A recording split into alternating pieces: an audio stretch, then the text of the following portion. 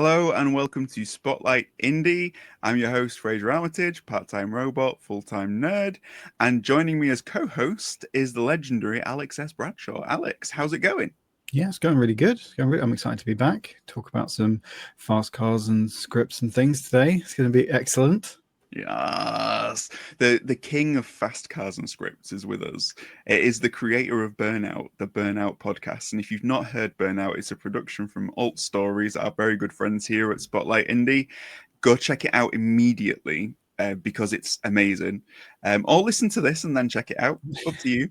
But we have with us the creator, Lewis Carter. Lewis, how's it going? I'm good. Thank you so much for having me on. We share a bit of a connection, don't we, Frasier, with alternative stories? Yeah, we love those guys. Those guys are like the cream of the crop when it comes to audio drama. Oh God! And yeah. you have like a whole series with them, which is just it's mind-blowingly good. I don't know how they let me get away with it, to be fair, but yeah, I'm glad they did. What was your initial sort of pitch to them? Was it like, because I know that you've done like episodes for Alt Stories and that kind of thing. Was it kind of following that you approached and said, hey guys, I've got this idea for a series? Or did they approach you and say, hey Lewis, want to do more with us? What was like the process for you? It was a bit of both. I mean, I approached them not to say, now we've done a standalone audio drama, which I believe came out just before your audio drama you did with them. I approached them with, okay, I've got this idea for an audio drama. Please let me do one. And I was lucky with Chris Gregory at the time, who was, you know, as we all know and love. We got to meet up at the UK International Radio Drama Festival, where our standalone audio drama was playing.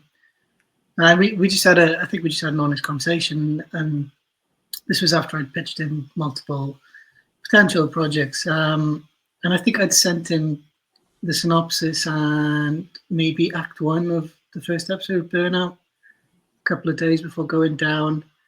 And I just got the feeling from what he said that, yeah, that was the one. And funny enough, it was something he said about the character he ended up playing, Taj Bran, the gangster character. I don't necessarily write like a traditional audio drama writer, coming from a script writing background.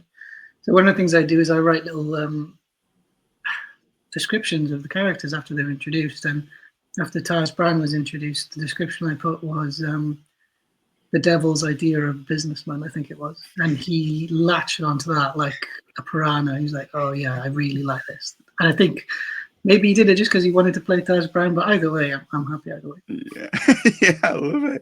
I love how I will never be able to see him the same way again. Like I'm gonna see him next time, and I'm gonna be filled with like, yes sir, thanks sir, true back to full sir. Like he's just so against his own character type. When you were writing Burnout, like how much of you is there in the characters you're writing? Because these are some like crazy characters you've come up with. They're awesome, but like, how much of you is in there, Lewis?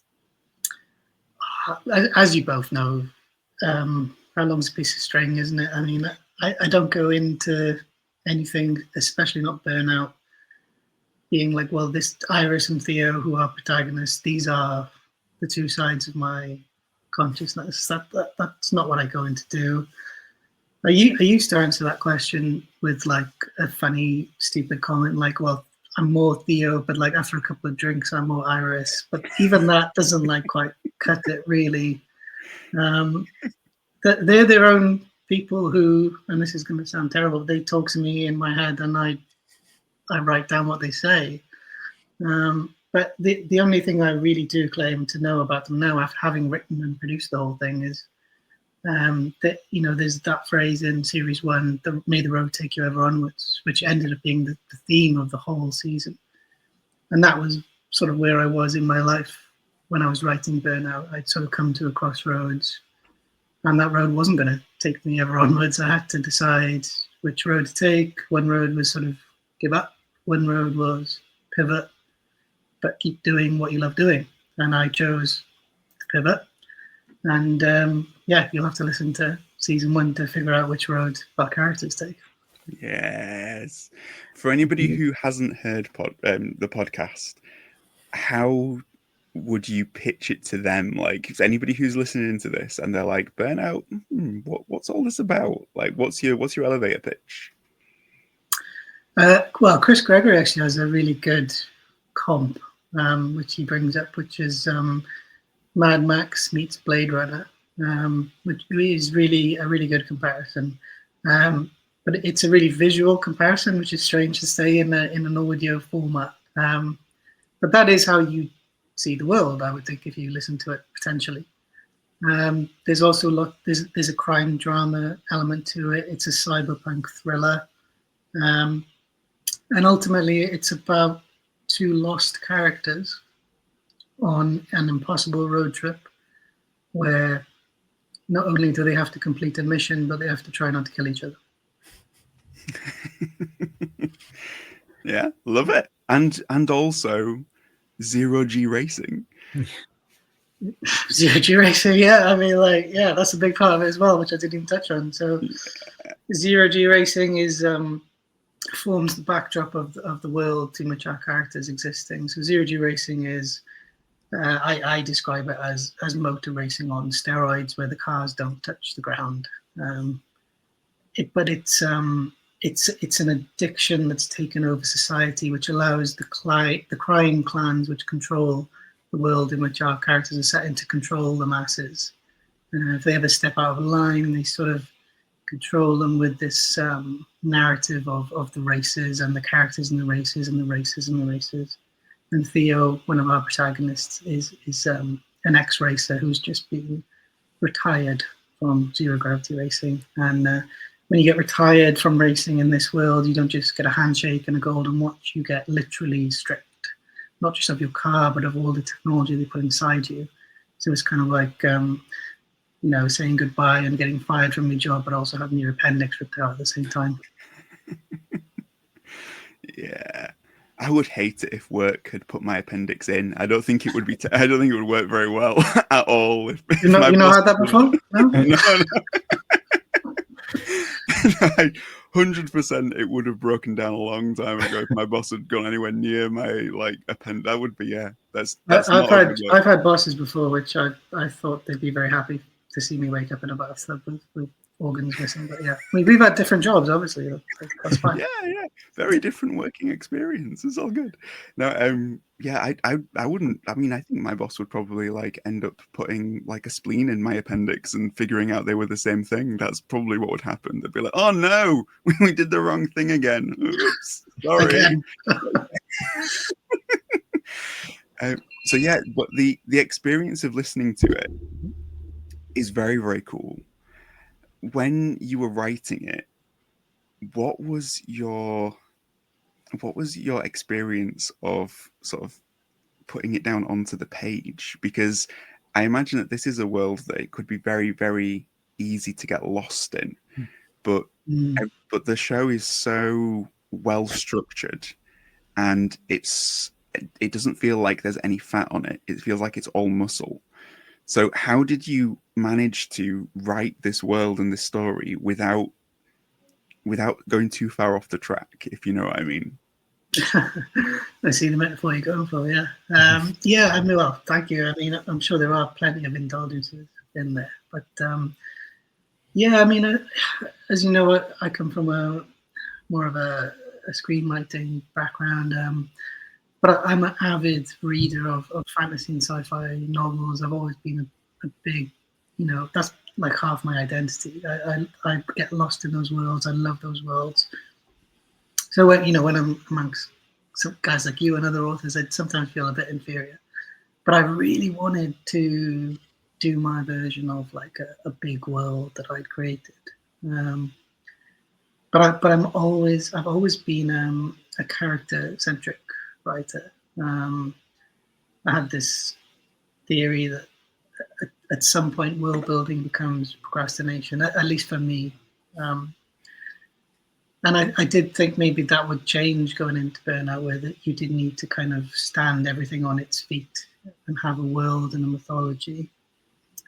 But it didn't really end up being that way at all. Actually, it had a traditional pitching process. Pitched the concept, sent the pilot script to Chris and Emily at Alternative Stories. At that point, there was obviously a lot of consideration for the world, but not in terms of what you would do maybe if you were writing a novel or something. But then after it was, we all agreed to pick this up and do the series, my sort of screenwriting background kicked in, and I did what's called a world Bible, or a show Bible, if you like. So, and that was a fairly detailed document, which details all of the world of Terranassus Cabal, the continent these people live on. Why are they obsessed with the races, the factions, the clans, who leads the clans, any philosophical or religious history. And some of that may never see the light of day, but some of it has. And some of it I'm drawing on right now for writing series 2. But I'm glad I stayed true to my roots, at least in terms of creating the show. It's always characters first, and that will always be the way it will be going forward. Yeah.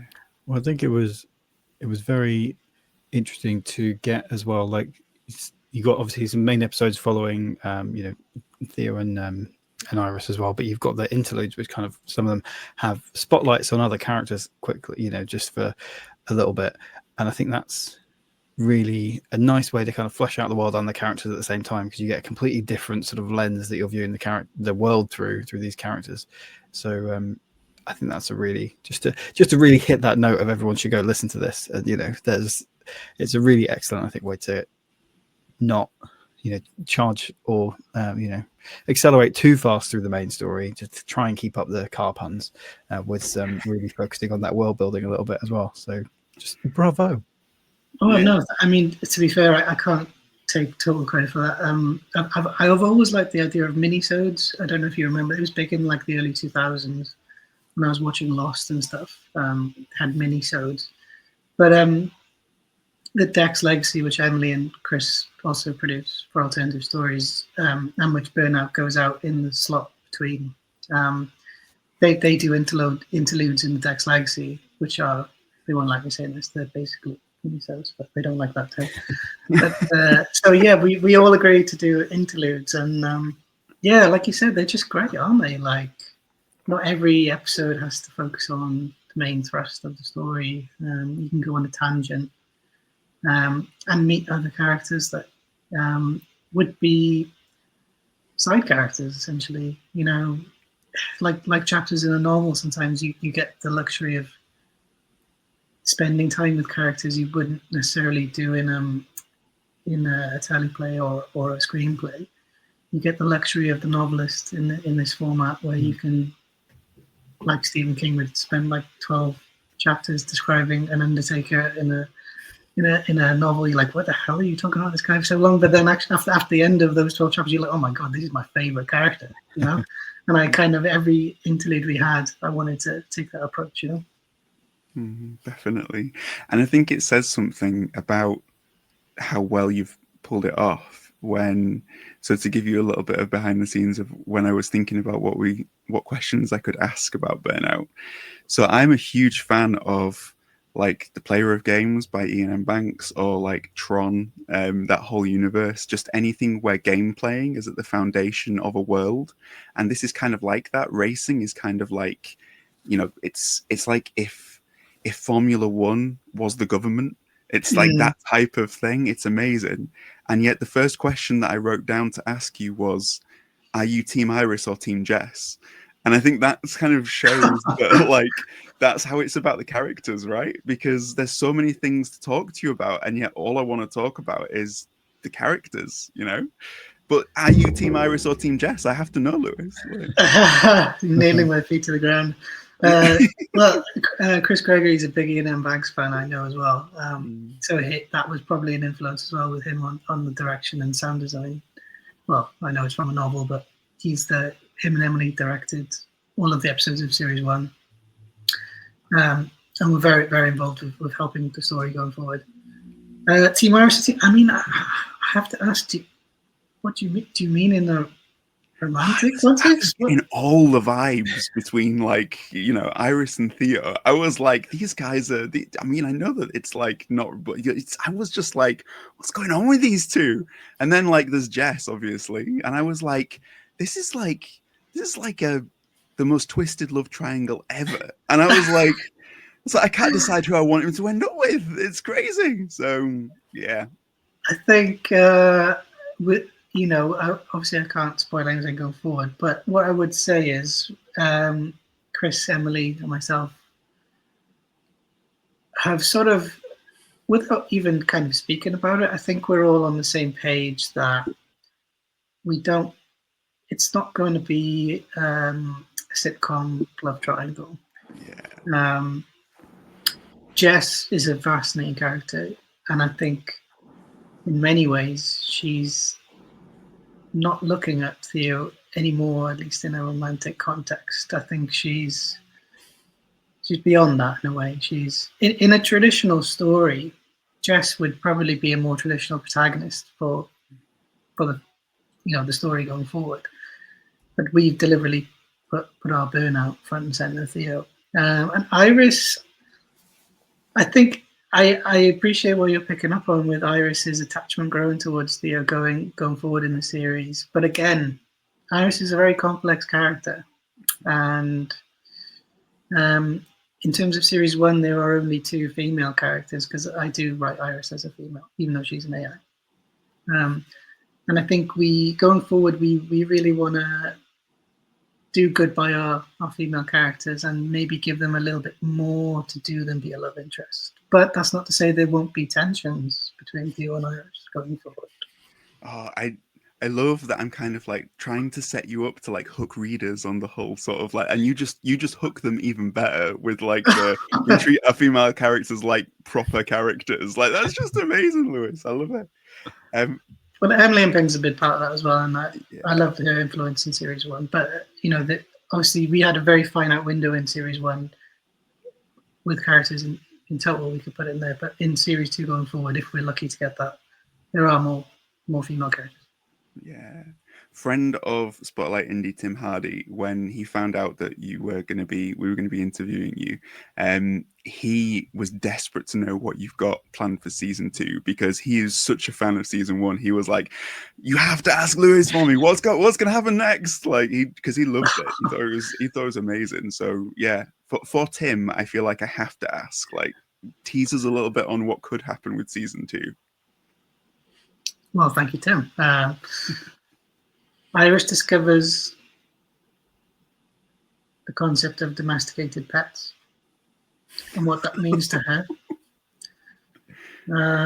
We get more info about what are these envoys that were kind of a mystery in series 1, but not really the point of series 1.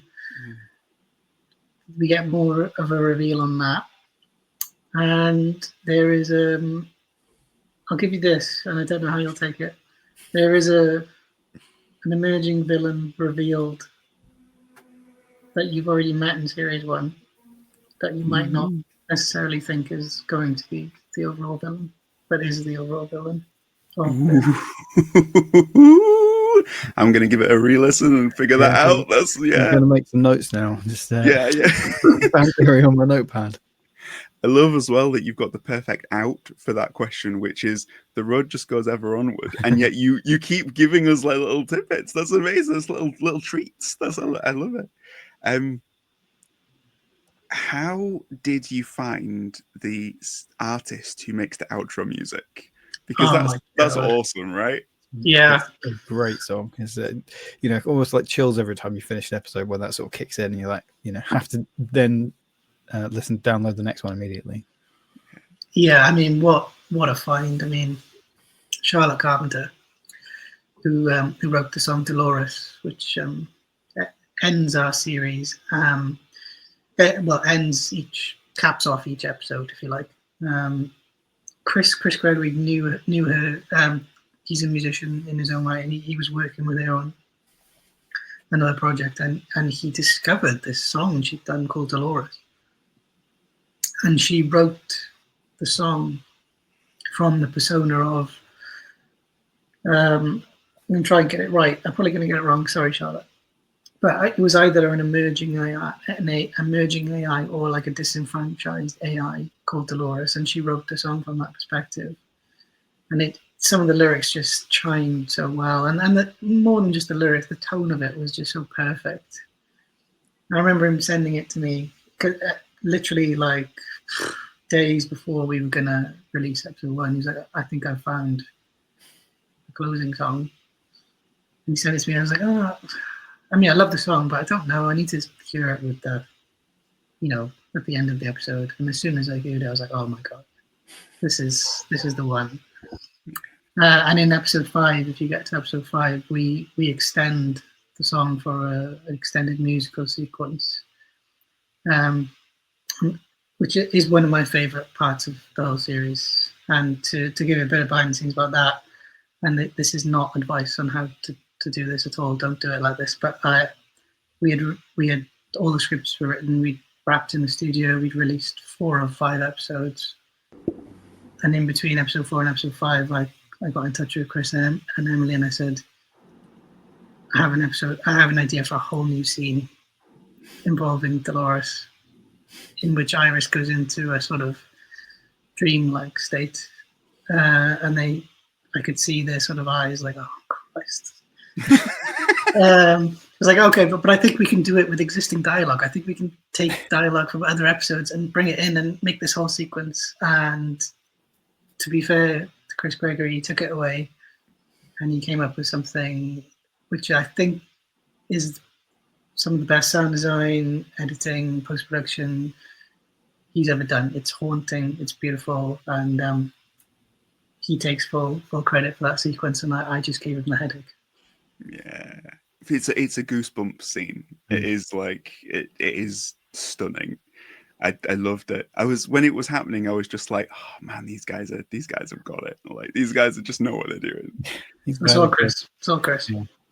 Well, yeah, as you said, talking about alternative stories, the sound design is absolutely phenomenal, and I think talking about those sort of visual comps, it almost feels like that when you're listening to it. It adds so much extra kind of weight to just to the scenes and to the world itself.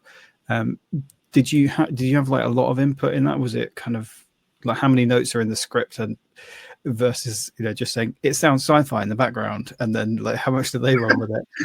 I'm sure you put more input into it than that, but that's a good question. Sorry, can you still hear me? Yeah.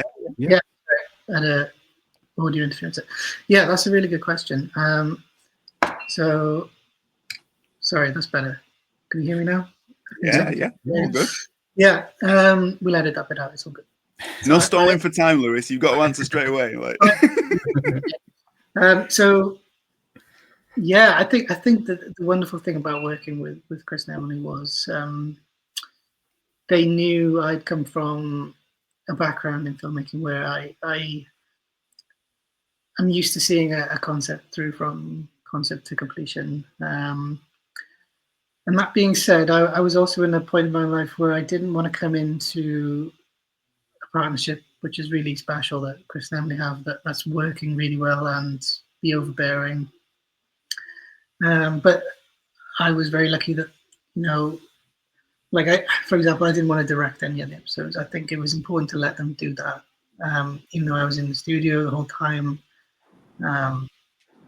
And sometimes, Chris and Emily may be in the booth acting in the scene, and I'd be the only one without a sound designer in the studio. So I guess I would direct them, but they are the directors of Burnout. And they've just been so generous. In terms of the scripting and where the audio direction go in the script, that's I don't write scripts in a way that is perhaps the preferred method for Chris and Emily and the BBC and other traditional audio formats. And I think there was a bit of trepidation there. And that's not to say it was overwritten in terms of do this sound now, do it at this time code. In fact, it was the opposite. I would just write in the way that I'd done in previous projects, which was to kind of put the way I think the characters are feeling, and the way in which audio cues come in at certain beats, which are important to me in terms of the story. And yeah, there was a bit of, is this going to work? You know, the scripts aren't formatted like they are for a BBC radio audio drama. They're different. But I think, luckily, they trusted me in the end, and we're all happy with the end project. Yeah, and is it rightly so? Like, Yeah. we're all happy, Lewis. It's like, and I think that's part of the joy of being an indie creator in this space, right? Is that you don't have to rely upon the traditional standard. You can create and just be creative and make things that are new and that are fresh and that are cool. And you don't have to worry about all of that other stuff, do you? That's part of what indie creating is about, isn't it? It's like exploring the boundaries, you know. And I feel like that's what this does, you know, really well. There's a lot of boundaries this goes near, and in a really, really good way. So yeah, you've answered the question better than I have. To put some very, very brief meat on the bones. Yeah, it's there's a certain way in which audio scripts are written, and I didn't want to ever go into this and hold people by the hand or do a voiceover or do over explain anything or do too much exposition. I felt very strongly that we're at a place with audio drama, because there's a lot of crossover with fans of audio fiction, audio drama, fantasy in general, that they will go with you. If you lead them down the path in the right way, they will go with you. You don't need to hold their hand and over explain everything. And I'm really glad we've done that. I think that's paid off in the feedback we've got, that fans are respect that we allowed them to visualize the world on their own and find their own roads. We're all doing the metaphor. Yes. Yes. Do it. Yeah. It's perfect. So if you haven't listened to Burnout, go and listen to Burnout. I can't really put it any other way than that. It's like, yeah, and then you'll understand, and you'll be firing questions at Lewis like, tell me, is it Team Iris or Team Jen? No. But right now, we're going to really mine the soul of Lewis Carter by examining his inner being, and he's going to know himself at the end of this, as we let the dice decide our destinies in the latest edition of Roll for Insight. So, Alex, will you explain to any viewer who is inexplicably new to this channel what Roll for Insight is? Absolutely. So we all love our D20s and our random tapestries of fate. So what we're going to do is roll one of those, and then Frasier has the big list of questions numbered 1 to 20. The number will dictate what question we have to answer, what Lewis has to answer, and we all do, and we'll all know each other a little bit better at the end of this, and perhaps know ourselves a bit better as well. Yeah, so if you want to play along, type your comments down below. Lewis, are you ready? I'm ready, and I mean, I may or may not be turning this into a drinking game, depending on the odd or even number I land on, but I'll let your listeners decide. I did find a D20 in Burnout colors, which I thought nice. We love it when the theme comes together. Let the dice take us ever onward. What's your first roll? Who's first? You go for it, Lewis. I'll go first. Okay, I'll go first. 15. 15. I love this question. What is your main character's favorite flavor of ice cream? Pain. Well, that was the very PC answer. The non-PC answer would be some kind of narcotic. He's addicted to narco vapes, which is the drug of choice he uses in this world. So I guess the answer to that question would be he wouldn't care about the flavor as long as it had some kind of pick-me-up in it. But for the sake of the answer, I'll say strawberry. Strawberry flavored narco pips would be just like that's like, I can see that. I think Iris would like the strawberry more than Theo. Yeah, I well, think. she can taste, which Theo finds out during the series, and she's probably more interested in that kind of thing than Theo is. She finds a taste for something called Nesbri jam, which is a jam from the Nezabukov region of our world. So I guess her favorite flavor, Iris's favorite flavor, would be Nesbri cone flavor. Nesbri comb Narco Pip with chocolate flake. That's everybody's boxes ticked. That's amazing. You'll have to come up with recipes for that. I mean, maybe not the narco stuff, but like the police will be around. Yeah, maybe not. He's got some kind of lab in his garage. Well, you have a recipe and just like redacted, Nesbri jam, redacted. Yeah. Chocolate sprinkles. Yeah. What about you, Alex? What about your MC? Ooh, I think he would maybe go with something really, really bland like vanilla, because he's like magically connected to a meat-eating dinosaur, so he wants to keep his taste buds as even as possible, so he doesn't get a craving for human flesh. I like it. Yeah, I like it. Yeah, yeah. Yeah, I Fraser, I know you've thought about this question a lot, so I like how vanilla is the thing that's going to stop him from getting a craving for human flesh. It's like, and not chocolate. Like, because what do humans taste like, Alex? How do you know? Like, I can't think about it, Fraser. I'm going to start craving human flesh again, and it's not good. I do have a scene early in the first book where he's going to like a street food vendor. I was like, "Oh, would you like some pork or chicken?" I was like, "No, just vegetarian option, please. I do not want any of that stuff. It's going to get dangerous." Awesome. So last time I was doing Roll for Insight, I think it was with Janet, this question came up and I gave an answer for one of the books I'm drafting. So I'll give my answer for the other book that I'm drafting at the minute. That character would also be plain soft scoop vanilla. But the reason why is because this character is kind of like new to our world. And so he would find that like the most plain flavor, the most magical and amazing. He would be like, this is the greatest thing I've ever tasted. And he would probably never even want to try the others because he'd be like, have you tried this perfect food? So I'm going vanilla, but for a different reason. I love how you've got like you're sandwiched between two vanilla. Like, personally, I love vanilla. That might be my favorite, actually. Yeah. But in terms of a protagonist, drugs. Yeah. Or, basically, Lewis writes really cool protagonists, and me and Alex are like, they like vanilla. Like, yeah, only because they like gonna eat people's brains. So. Yeah.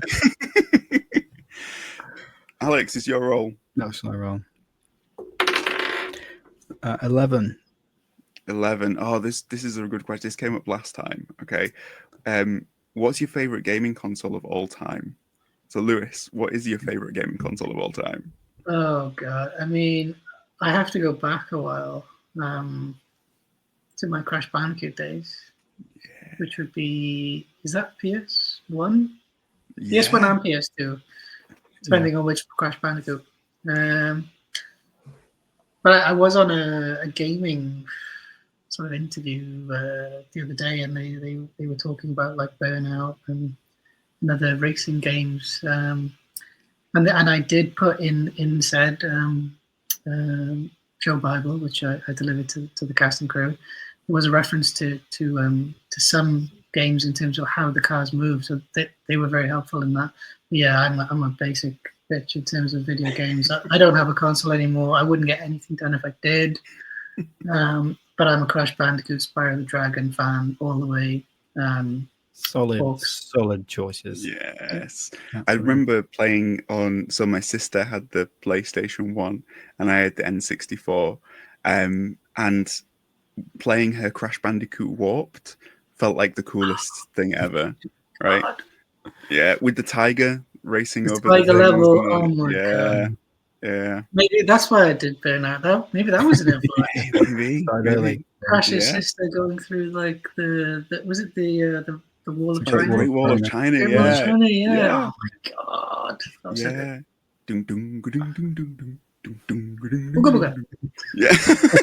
Yeah. Yes. And there is a level where Crash races, isn't there? Because you had Crash Team Racing. Yes, there is. Yeah. Don't see me. I was picturing the 0G racing cars as like F-Zero racing cars. That's how I was seeing it in my head. Kind of like just that kind of floating, super fast, like weaving in and out, sort of hitting stuff, and then like I had a lot of pixelated imagery as I was listening to it. So what I don't tell people what I think they look like. Just yeah. to put it out there, because I had a friend approach me, and he was like convinced like it looks like this, right? It looks like this, and I what it's not my. I would feel terrible if I was like, well, no, it's not like that. Like that, it's an audio visual medium. You lay claim to it in your head. And I think that makes it more powerful. So I will never ever tell people what I think century cars look like. Well, that's crazy because the next roll says, "What does the 0G races looks like?" Oh well, I've got a schematic right here. I think that's the beauty of like storytelling and what maybe not a visual medium, but in the audio or written down, it's everyone's kind of image you get in your own head is just slightly different. You put your own sort of lens on it, and I think that's that's part of the pure magic of storytelling. Absolutely. I'll tell you the one thing that's been really, really interesting is that when we've asked this question, it always seems to be a console that is not current. Like it's a console that is like years back, and it's fascinating sort of the relationship I think we have with gaming, and when we have that relationship and when it builds, like there seems to be a time for it when it means something really special to us. And I think that's probably true with all forms of media, right? So like the people who will be listening to Burnout, you will have like the person who finds it at that time, for them it's going to be the greatest thing they've ever heard. And I think that's just the power of storytelling, right? I mean, I'd hope so. Yeah, I think you're right. For me, that's how I feel about it.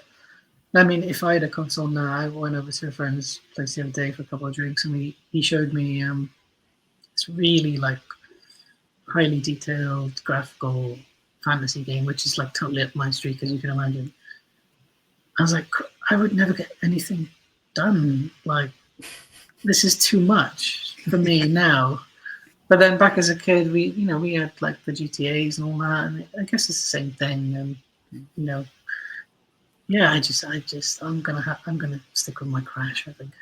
Yeah, but then I saw the remakes of the original Crashes, and it's funny what your mind does to just your memory, because I watched the remakes like, didn't they always look like this? No, they did not. That was just how I viewed them on the old CRT screens. I love it. Right. So my role is number 4. So I mean, you might not have any for this one, Lewis, but the question is, what words do you always spell wrong? All the words. I'm chronically dyslexic, which is not a great thing to be as a writer. But yeah, no, it's something I hid when I was younger. But I always remember, you get all the slogans and people who were very in good faith trying to help growing up, saying like, oh, it's all good, we'll compensate for you. But the best advice I ever got growing up being a dyslexic writer is someone just being honest and saying, you're going to have to work twice as hard. It's not going to be fun, but at the end of it, if you're passionate about it, you'll make it work. And that's what I'm trying to do. So, sorry, that's not a very funny answer, but yeah, that's what all the words is my answer. I love. See this? We are getting to your soul, Lewis. This is the You purpose are. of the game, right? Like, what about you, Alex? What is is there a particular word that you spell wrong? I've noticed I've spelled occasionally wrong a lot recently. Like not even occasionally, just a lot.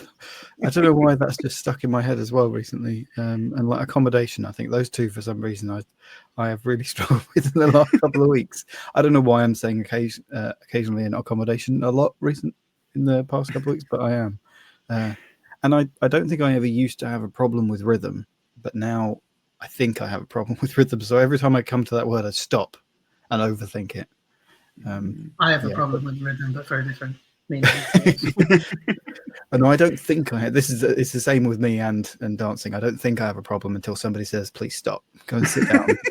I don't know. You look like you can boogie, man. I think Yeah, I'm very good at putting that air on. Occasionally, if I find my accommodation on the dance floor, the rhythm isn't there. Very much a dad dancer. So yeah, those few words seem to have been tripping me up recently. But thank God for spell check. no, Red squiggly lines. Do you know what I always do? Instead of writing I write tot he. And because they're real words, it never picks up on it. So I always have to do a control and F, tot he, just to make sure there are none in there. And it's really annoying. But, you know. I had something similar with that, just putting the first letter of the next word on the back of the previous word. And I wanted to say, but then. And I think it was a work email. I was like, I should probably change but hen and not send that to whoever I was going to send it to. Is it, BUTT space HEN? No, that is so different to what I wanted to say. But hen again. Yeah, I love that. But no, I think that basically, if in autocorrect, Lewis, you notice that it's changing but then to but hen, or it's changing to the tot he, you know who to blame. It's basically AI is learning from us and our mistakes. It's AI. It's not learning fast enough though, because there's still a lot of pucks in my my text, and I don't play hockey, so.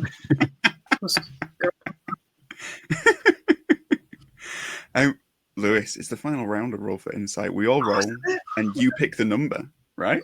So, 3, 2, 1, go. Okay. It's come up as 6. 6. I roll a 9. Alex, what did you roll? Hang on. No, wait. I'm trying to roll the number we haven't got. I got a 6 and a 9. Okay, I got 10. And a 10. Lewis, it's your choice. 6, 9, or 10. Have we had any before? We've had 6. We've not had 9. We've had 10 on previous episodes. Wow. So 9 is fresh. 9 is fresh. Let's do fresh. What's your favorite drink to order at a bar? Okay.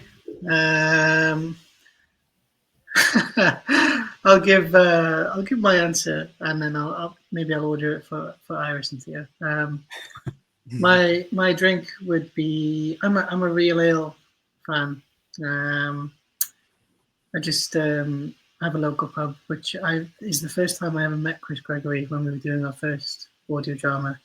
And he's a real ale fan as well. Some might say chronic alcoholic. I wouldn't say that. Some might.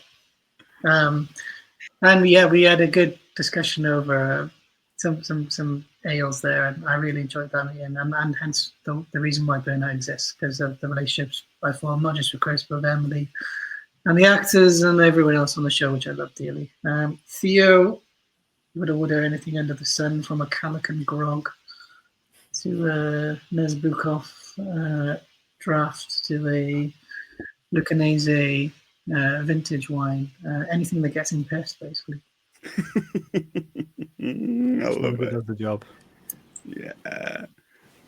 And I guess Iris would go for like a Nesri jam type cocktail, right? Yeah, one of those of like they're frozen, like the margarita, Nesbarita. Yeah. Maybe an umbrella. Yeah, there might be an episode, because obviously Theo gets drunk a lot in series 1. There might be a sort of 30, what's that film with them? The character switch film. There might be a something coming up. Oh, like a Freaky Friday type. Like a Freaky Friday. There might be a Freaky Friday thing where Iris somehow manages to get drunk and Theo has to deal with the repercussion. In series 2 as well. That's awesome. I feel like maybe a good 30% of Iris's processing power is in keeping Theo's liver like functioning. I've literally thought about this, like how much of it is actually like, this guy's going to die if I don't Yeah. literally keeping off the side of the roads. Yeah, Yeah. probably a lot. Imagine what they could accomplish. Yeah. Yeah. Yeah. What about you, Alex? What would someone get you at a bar? I mean, my first thought when you asked the question, which is probably what I should go with, was a drink called a Cuban. And I don't know if either of you have heard of that. So it's basically a spiced rum, Coke, and a dash of lime, a bit of lime. And it's a really nice drink. So do, try it if that's your kind of thing. But it was one of those ones where I don't think everyone calls it that. So we used to order it, when at my hometown that my friend introduced me to. I was like, "Yep, this is really lovely. When you were done with the beers, that's what I'm going to start drinking." And then we went into like a different town. We were out on the town and out for the night. And I was like, "I could have a Cuban, please." That look somebody gives you. It's like, I don't know what the hell you're talking about, and I am very busy. Please just explain that in a different way. I was like, "I am so sorry. This was a Wetherspoons. I ordered it in a different Wetherspoons in a different county, and I assumed it would be the same. And I thought you should have a spice rum, Coke, and lime." So that was where my mind went with that one. It doesn't cross borders. Apparently not. I mean, it's not. Yeah, Kent is a very strange place, so it has some strange things in it. Because I used to work in a bar there, and it was in like a fitness squash club, and so it was had a lot of regulars. And one of the things that they would do, and I just didn't realise this wasn't very common, was you could buy one in the wood. So you buy a drink and you say, "Can I also buy one?" Like if you're doing rounds, you say, "Oh, I'll get one for David, put it in the wood for him." So he can come up and say, "Oh, such and such just bought me a drink. Can I now have it because I've now finished my drink?" And then when I started working in a pub at university, I was like, "Oh, do we do in the wood here?" She was like, "I don't know what you're talking about. Again, you're going to have to explain this in a different way because I don't know what you're talking about." I was like, "Oh." You're going to have to come behind the bar to do in the wood. Yeah. No. It's like, "Can I have a Cuban in the wood?" means something completely different in different parts of the world, right? Like, maybe that was why the guy next to me seemed really enthusiastic, but the lady behind the bar not so much. Like there was a different kind of bar that I went to. Yeah. What about you, Frasier? So my favorite thing to order at a bar is different to my favorite thing to drink at a bar, and I will explain why. Because I was a designated driver, went into my local Wetherspoons, or Wetherspoons, depending on how you choose to pronounce it, and asked for a pint of apple juice. And the guy behind the bar went, "Do you mean cider?" And I went, "No, apple juice." And he went, "Apple juice?" in the most confused but also condescending way ever. I think he rolled his eyes, then had to go in the back to find some because there was none there, because there wasn't a pint of it on hand, and then poured it out and just basically he was like the most disappointed bartender I've ever seen, judgmental. And I was like, I've never had such a strong reaction in a bar in my life. So now every time that I go into a bar, I look at the bartender, and if I look like they're having a really rough night and they just need to unleash it on someone, I'll ask for a pint of apple juice, and it never fails to get this almost the hatred is amazing. So that is my favorite thing to order at a bar. It's but when we do series, fingers crossed we get to series 2. There's a famous bar across the road from Orpheus Studios, which Richard Campbell runs, which he's the sound designer for the Dex Legacy and Burnout and other amazing shows. And whenever we wrap, we go to this pub across the road, and it's a rooftop terrace thing. And the views are not great, not gonna lie, but it's a rooftop terrace nonetheless. And I will buy you something more interesting than an apple juice. Yeah, or whatever. And we can put it in the woods or whatever you do in your weird. That's fine. Yeah, but we'll have a good time. That's deal. Let's do it. Thank you for joining us, Lewis. Thank you for talking about Burnout. And for anybody who wants to see it, for anybody who wants to find you, how can they find the show? How can they find you? Where are you?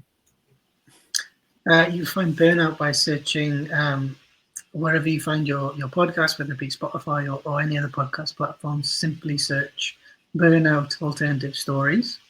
If in doubt, go to our website, burnoutpod.com. We also have a YouTube channel, which is going to have some behind-the-scenes stuff going on there. And just go on YouTube and search Burnout A Fiction Podcast. And you'll find Alternative Stories, wherever you search Alternative Stories, and myself. I mean, who cares about that? But yeah. But thank you again, guys, so much. I really, really enjoyed this. I love the concept of this as well. This is really cool. Really good. Thank you. I've really enjoyed it. I'm really glad you've had a good time, Lewis. We've had a great time. It's And been terrific. Alex, tell us where people can find you. You can find me at Alex S. Bradshaw at various social medias where I happen to be lurking at any given moment, or at alexsbradshaw.com. Frasier, what about yourself / Spotlight Indie? Well, people can find me at Frasier Armitage everywhere. Spotlight Indie is at Spotlight Indie everywhere. It's spotlightindie.co.uk. Come visit the website. There's loads of cool stuff on there. And come join us again next time when Lewis will be helping us to prove that there's no such thing as a stupid question. But until then, may the road take you ever onward. Yes, may the road take you ever onwards and bring you home with speed and grace. Yes.